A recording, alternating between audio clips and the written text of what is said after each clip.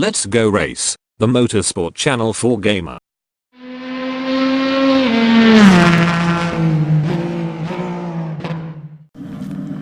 Servus zusammen zu einem neuen Video hier auf meinem YouTube-Kanal. Heute testen wir zum ersten Mal den neuen Servomotor, den ich mir bei SimRacingBay gekauft habe. Da habe ich ja vor kurzem schon ein Video dazu gemacht.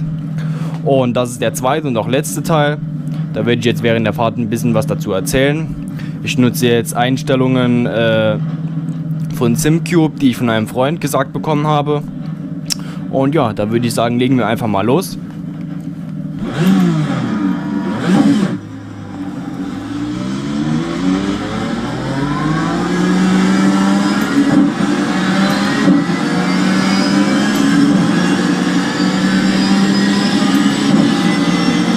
Das Force Feedback ist sehr, sehr weich.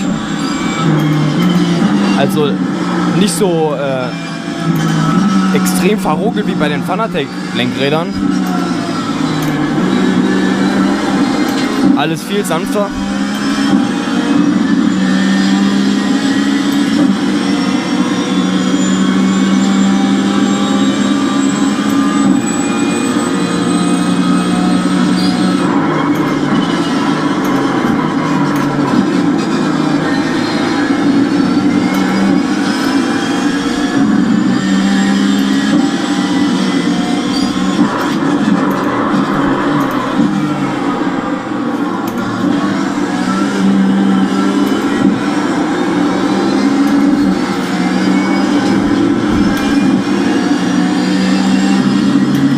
In SimCube habe ich die Stärke jetzt auf 100% stehen, in iRacing habe ich sie auf 9.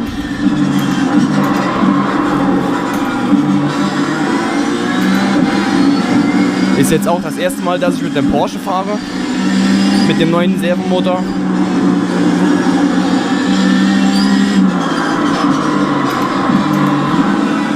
Ich bin gestern schon mit dem R8 gefahren. Da habe ich mich dann gleich in den ersten Runden schon um 3-4 Zehntel verbessert. Mir kommt es so vor, als könnte man die Kurven viel, viel besser ansteuern.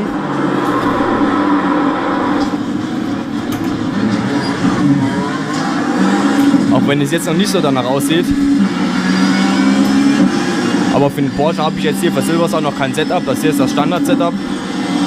Ist alles sehr, sehr rutschig noch.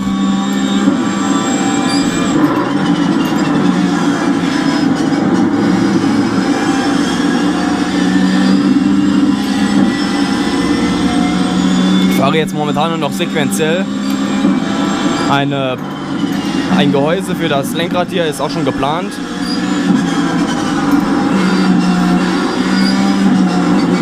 Da werde ich ein Lenkrad von VTech holen. Aber das Fanatec Rim wird trotzdem weiterhin noch genutzt. Das finde ich nämlich an sich sehr gut.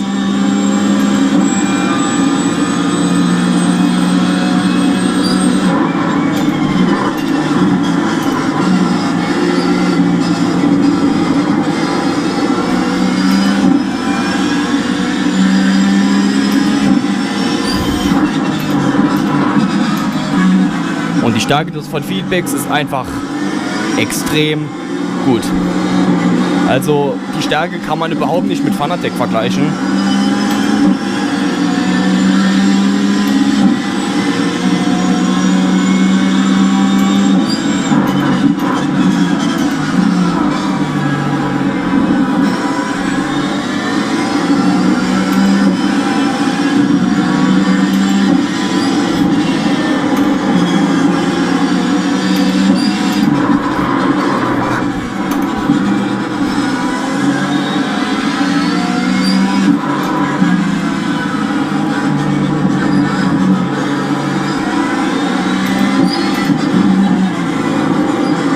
Jetzt, wenn ich hier über den Curbs fahre, das Ruckeln wird alles sehr detailliert simuliert.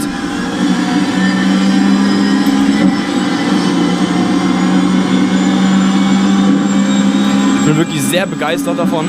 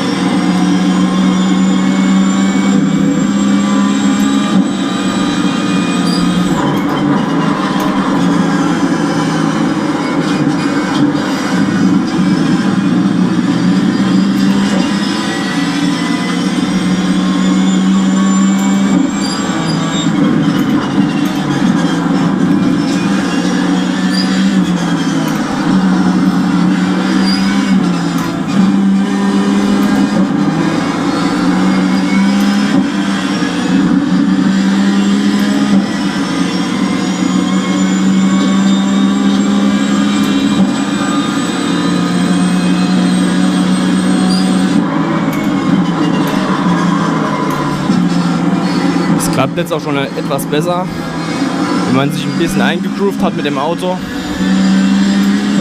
Ist natürlich eine extreme Umstellung vom R8 auf den Porsche, wie ich finde.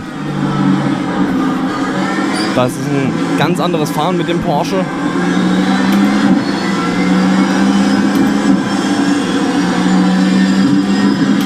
Ich finde, der Porsche neigt eher zum Übersteuern, der Audi eher zum Untersteuern.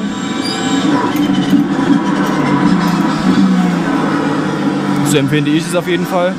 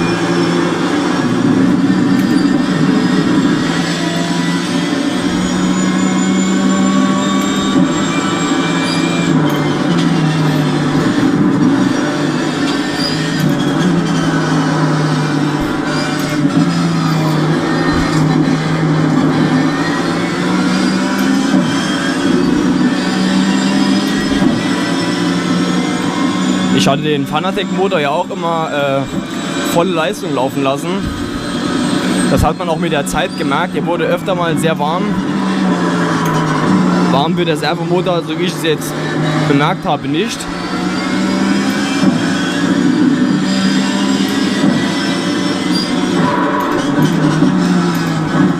Was einem aber wirklich extrem auffällt, der Servomotor reagiert viel, viel schneller auf Lenkbewegungen.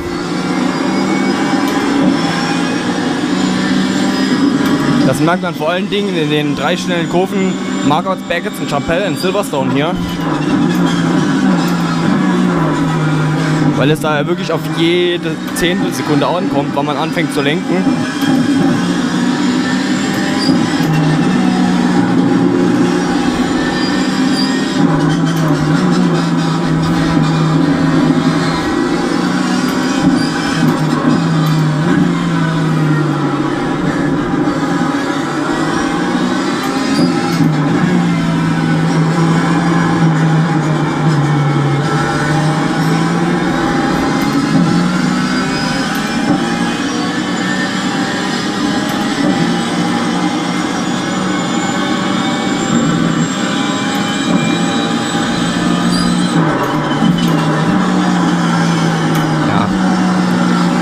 Etwas zu spät gebremst.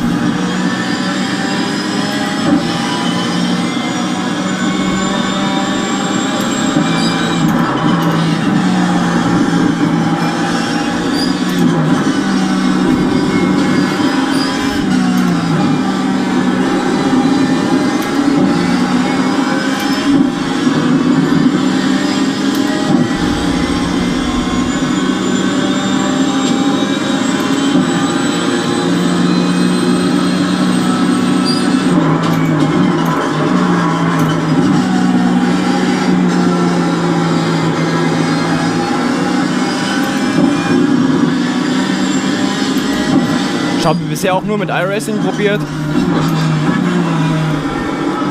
Ich bin mal gespannt auf meine erste Runde Nordschleife.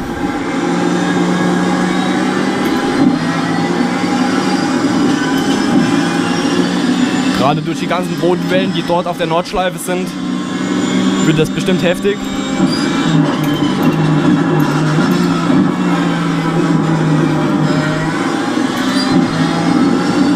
Ich habe es ja immer lieber, wenn das Force Feedback etwas stärker ist.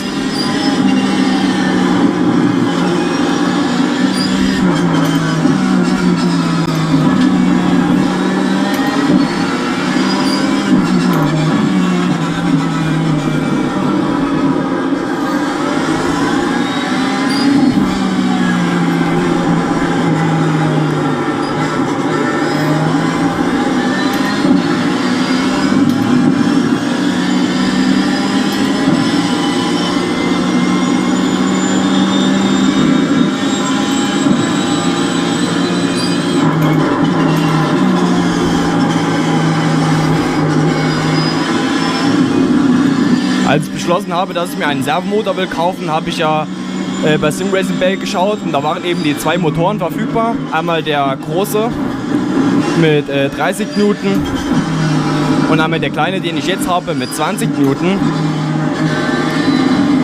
Und da habe ich mir auch verschiedene Leute angefragt, was sie davon halten. Und die Meinungen waren eigentlich fast immer zum Kleinen, weil er eben viel kleiner und viel schneller ist. Also die Reaktionszeit ist viel, viel besser beim Kleinen. Und wie ich jetzt auch merke, die Kraft reicht völlig aus.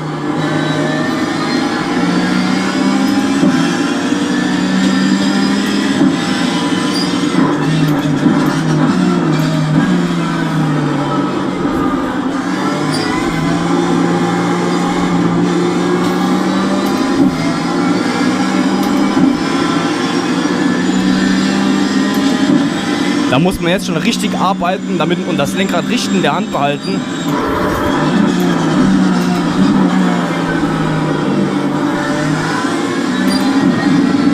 Das war zwar bei Fanatec schon ähnlich, aber so wie jetzt war es doch nicht so ganz.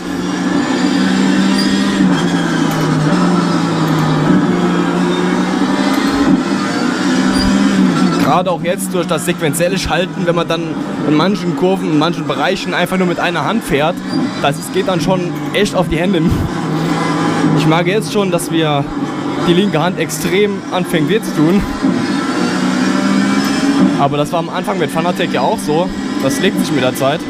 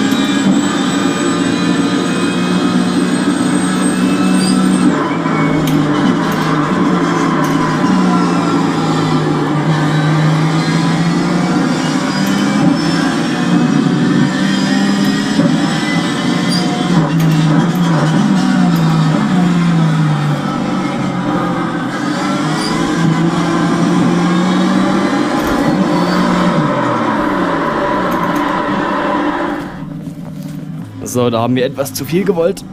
Etwas zu früh ans Gas.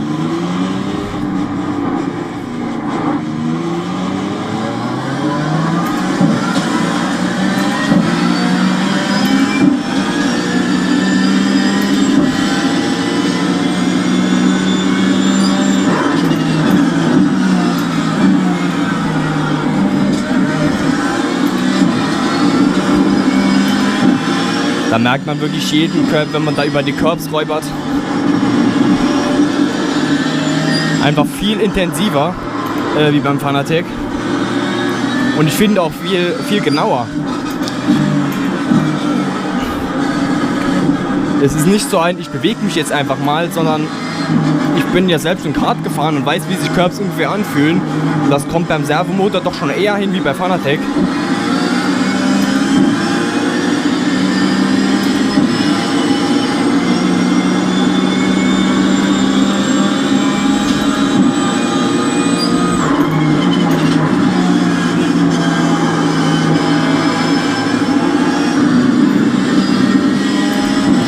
Da denkt man gar nicht, was 3-4 Jahre Kartsport einem helfen können bei den Einstellungen.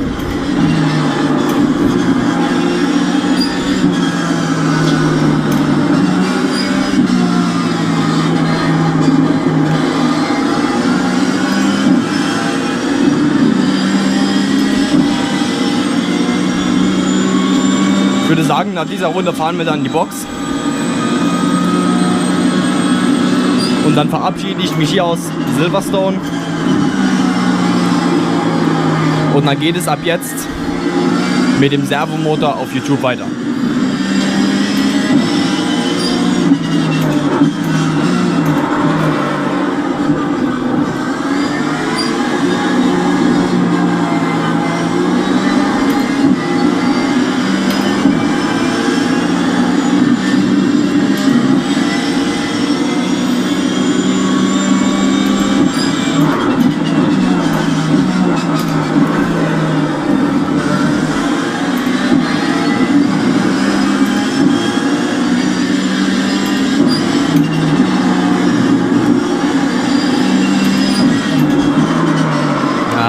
spät.